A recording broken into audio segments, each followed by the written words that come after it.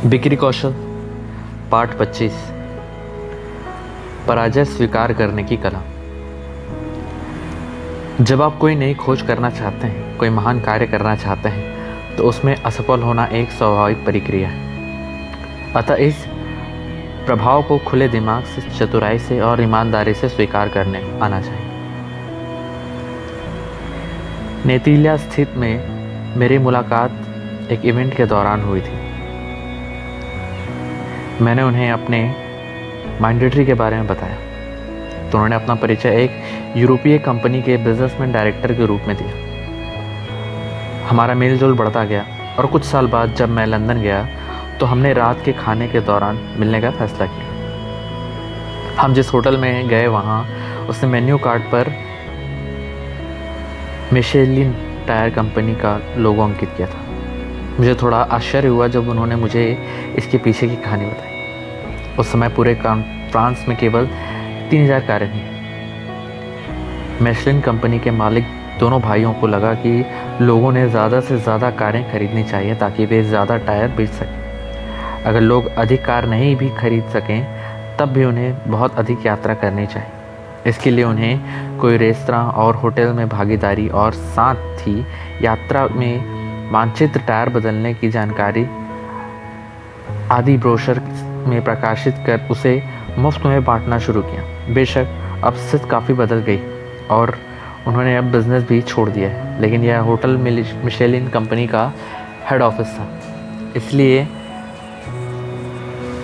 यहाँ यह लोग आज भी वैसा ही हैं।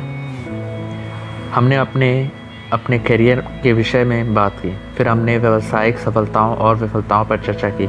इसके बाद हमारा संवाद डील में आने वाली विफलता पर केंद्रित हो गया। एक बार नेतिल्या एक यूरोपीय एयरलाइन के साथ डील कर रहे थे। उस डील में 10 में से केवल 3 कंपनियां ही रह गई थीं और इन 3 कंपनियों में से किसी एक के साथ ही डील फाइनल हो थी। नेतिल्या ने इस परियोजना पर काम करने के लिए अपनी कंपनी की सर्वश्रेष्ठ टीम को रखा। जब इस ग्राहक और तीनों कंपनी की ऑफिस में चर्चा हुई तो उन्होंने बताया कि यह प्रोजेक्ट उन्होंने अन्य 2 कंपनियों को देने का फैसला किया है। जब उनसे इसके बारे में पूछा गया तो उन्होंने कहा, हो सकता है कि आपके इंजीनियरिंग विशेषज्ञ हो, लेकिन उन्होंने हमारे लोगों से सॉफ्टवेयर पर चर्चा करते समय पर्याप्त प्रश्न नहीं पूछे। जो कुछ भी हमने कहा वे बस इसके लिए हाँ करते रहे। हमें एक ऐसी कंपनी की ज़रूरत है जो सभी तरह के सवाल पूछकर बेहतरीन सॉफ्टवेयर बनाए। हमें सिर्फ बताया हुआ काम करने वाली नहीं बल्कि अपनी पहचान या छाप छोड़ने वाली चाहिए। मैंने उनसे कहा, आप बेवजह ही खुद को दोष दे रहे हैं। कोई भी बड़ी कंपनी किसी एक व्यक्ति या कारण से डील नहीं तोड़ती, बल्कि इसके लिए कई अन्य चीज़ें भी जिम्मेदार होती हैं। अगर यह सच भी है तब भी जीतने के उन्माद में मैं बुनियादी बातों से चूक गया। ऐसा करना ठीक नहीं था। जब आपको पता चला कि आपने डील गंवा दी है तब आपने क्या किया?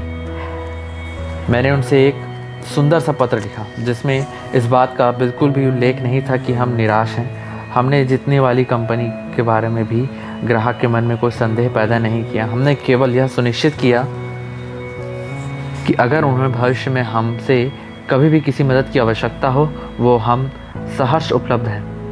क्या मैं वह पत्र देख सकता हूँ? मैंने अवसर को पहचानना, क्योंकि आमतौर पर कोई भी ऐसा पत्र नहीं लिखता है, क्योंकि आमतौर पर लोग जानते ही नहीं हैं कि असफलता को कैसे पचाया जाए। हाँ, मैं आपको यह पत्र अवश्य भेजूँगा। उस पत्र को भेजने के 2 हफ्ते बाद मुझे इस कंपनी के CEO का जवाब मिला।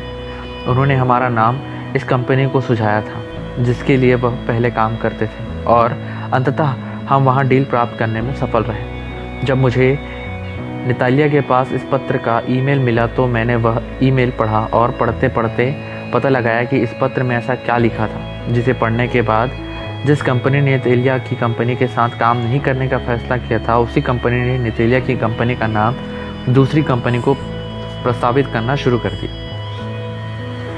प्रिय, सबसे पहले मैं आपकी कंपनी को धन्यवाद देना चाहती हूँ जिसने इस चयन प्रक्रिया में हमें शामिल करके उपकृत किया है। हमने आपकी इस चयन प्रक्रिया का आनंद लिया और इससे बहुत कुछ सीखा। हमने जो सीखा है इसे बताने के लिए मैं यह पत्र लिख रही हूँ।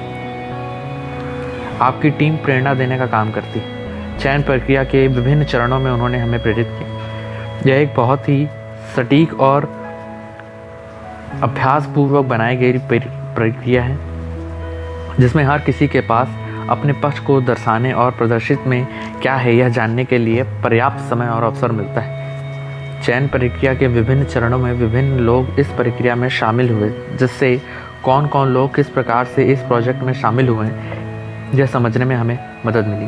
साथ ही हमें सभी के दृष्टिकोण को समझने का मौका मिला। इस पूरी प्रक्रिया में आपकी टीम के लोगों ने हमारे साथ बहुत अच्छा संवाद किया और हमें आपकी कार्य संस्कृति की अच्छे से परिचय करवाया। सबसे महत्वपूर्ण बात जो इस प्रक्रिया में हमें मालूम पड़ी वह यह कि है आप क्या चाहते हैं, यह आपको स्पष्ट है और आप गुणवत्ता के लिए भी किसी तरह का समझौता नहीं कर रहे थे।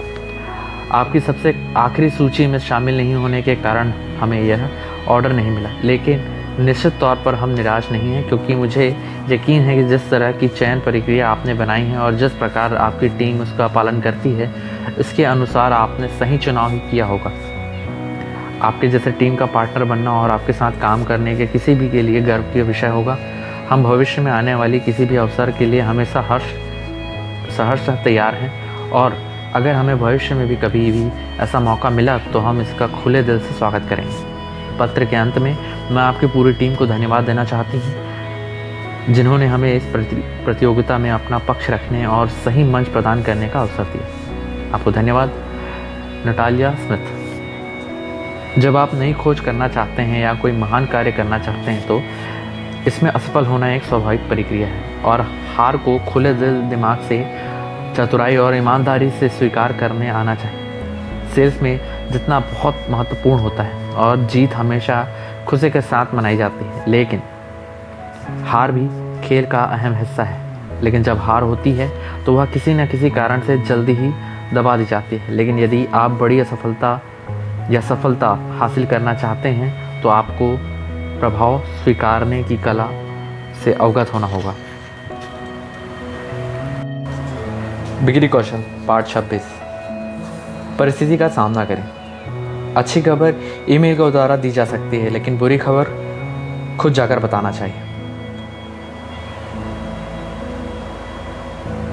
ब्रूस हॉफमेस्टर मेरे सबसे अच्छे ग्राहकों में से एक है। वह मैरियट होटल के मुख्य सूचना अधिकारी हैं।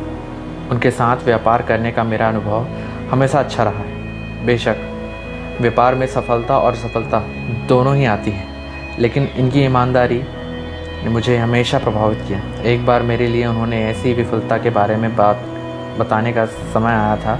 इस तरह का काम करना वाकई कष्टप्रद होता है। समस्या का एहसास होने के बाद दोनों पक्षों की टीमों ने युद्ध स्तर पर काम किया और जल्दी ही समस्या पर काबू पा लिया। हम समस्या की जड़ तक पहुंचते थे और हमने इससे क्या सीखा इस बात पर भी ध्यान दिया। समस्या के समाधान के अगले दिन जब मैंने ब्रूस को फ़ोन किया तो जो बात उन्होंने कही वह मुझे हमेशा याद रही। उन्होंने कहा कि कभी कभी चीज़ें गलत हो सकती हैं या फिर गलत तरीके से पेश होती हैं, क्योंकि हम में से कोई भी महत्वपूर्ण नहीं और गलती सभी से होती है। लेकिन चीज़ें गलत होने के बाद आप किस प्रकार व्यवहार करते हैं, लोग आपका आकलन किसी से करते हैं। हमारे दिमाग की रचना आनंदित रहने के लिए ही बनाई गई है। हम में से कोई भी दुखी नहीं होना चाहता है, लेकिन जीवन के उतार चढ़ाव आते रहते हैं और हमें दुखों का सामना करना ही पड़ता है। इसी तरह आपको अपने ग्राहकों को कुछ बुरी खबरें भी बतानी पड़ती है। यह काम के पूरा होने के देर, दोषपूर्ण उत्पाद, किसी भी काम करने वाले नौकरी के इस्तीफा की खबर या फिर सिस्टम में अप्रत्याशित खराबी की खबर हो सकती है। ऐसे समय सेल्समैन से ईमानदारी, सही समय पर समस्या बताना, ग्राहक को आश्वस्त करना और उनसे योग्य फॉलोअप करने की अपेक्षा होती है। सबसे पहली बात कि जो घटित हुआ है उसे ग्राहक के समक्ष उसी तरह प्रस्तुत करें। कोई भी गलत या समझ में ना आने वाली कारण ना बताएं। उदाहरणार्थ, यदि आपकी पसंदीदा शॉल को किसी इस्त्री करने वाले ने जला दिया है या आपके कुरियर वाले ने आपका पार्सल खो दिया है, तो आप उनसे वह खबर वैसे ही सुनाना चाहेंगे। कोई भी कारण या बहाना सुनाना आप पसंद नहीं करते हैं। अतः जो घटित हुआ है उसे वैसा ही बताएं और इसका क्या समाधान है इस बारे में बात करें तो वह ज़्यादा अनुकूल रहेगा।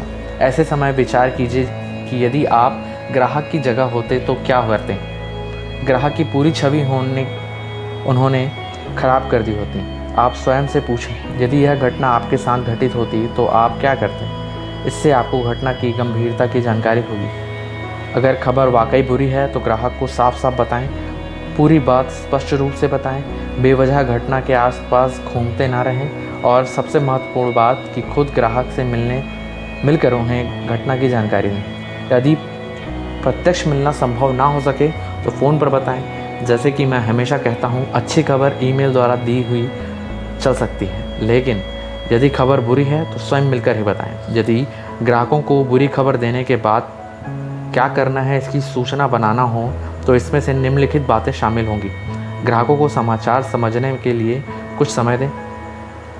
यदि ग्राहक क्रोशित हो तो उसे सौम्यता से सामना करें। दरअसल वो आपसे नाराज़ होकर परिस्थिति पर गुस्सा होता है। वे जानते हैं कि आप उनकी मदद ही कर रहे हैं, लेकिन ग्राहक का गुस्सा उसके होने वाले नुकसान के कारण व्यक्त हो रहा है। ऐसे समय उन्हें बीच में ना रोकें।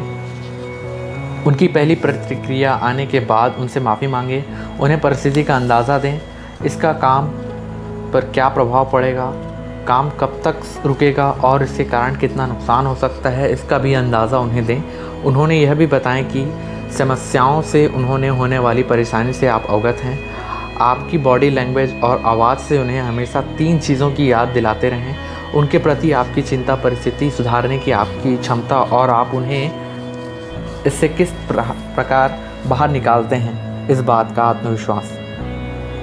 परिस्थिति सुधारने के लिए आपकी क्या प्लानिंग होगी, ग्राहकों को इससे अवगत कराएं। उन्हें इस बात का अंदाज़ा दें कि इस काम के लिए आपने कंपनी और कंपनी के बाहर किन जानकार लोगों को हायर किया है। बार बार स्थिति का आकलन करें। कभी कभी सेल्समैन पहली बार खबर देकर गायब हो जाते हैं। ऐसा ना करके थोड़े समय बाद ग्राहक को कार्य में सुधार की जानकारी दें। कई बार हमें कई नई समस्याओं का भी सामना करना पड़ सकता है, अतः ग्राहकों को उसके बारे में भी बताएं। उनसे जुड़कर समस्याओं के समाधान का प्रयत्न करें। यदि कोई नई चीज़ की जानकारी ना भी हो तब भी ग्राहक से सतत संपर्क में रहें। ग्राहकों को शामिल करते समय उनकी सलाह और मार्गदर्शन का लाभ उठाएं, साथ ही उन्हें अपनी टीम का हिस्सा बनाएं। ग्राहक को आने वाली संभावित खतरों का अंदाज़ा दें, साथ ही उनसे इस बारे में भी बात करें कि आप उनके साथ कैसा व्यवहार करने जा रहे हैं और उन्हें निश्चिंत करें। हमेशा ग्राहक से बात करते रहें। यह बातचीत ईमेल या टेक्स्ट मैसेज के माध्यम से ना रखें, व्यक्तिगत रूप से मिलकर करें। जब समय आता है तो ग्राहक अपने उत्पाद या उसके बदले दूसरा सामान या सेवा बिना किसी शुल्क के मुफ्त में दें, इस प्रकार का संदेश